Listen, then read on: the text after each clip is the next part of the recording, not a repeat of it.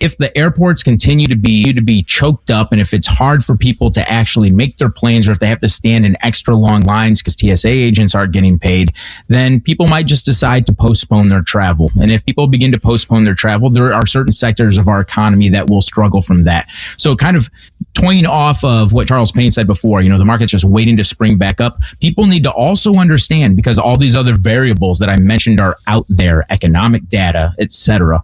Markets can also just quickly fall if they get bad news too. And we've experienced this before. We've seen it just a year ago when Trump announced his tariff policy. We saw the S&P 500 dip as far as 22% in just a couple days off of headlines.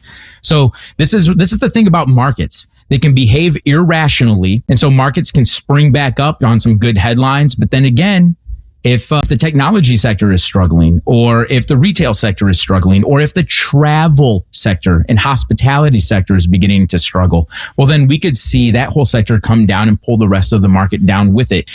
All kinds of things can happen. This is why I always tell clients, like when we're talking about your investment portfolios, like don't be married to a particular industry. Don't be married to a particular company, because you want your whole portfolio to work and cooperate together to help you meet those financial goals and objectives that you have.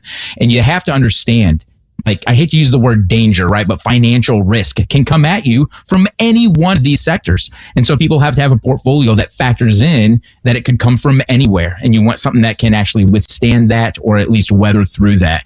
But yeah, to answer your question, 100%, could begin to affect the markets, especially because we're seeing this really begin to play out inside the travel industry, because we're so dependent on TSA for the security there.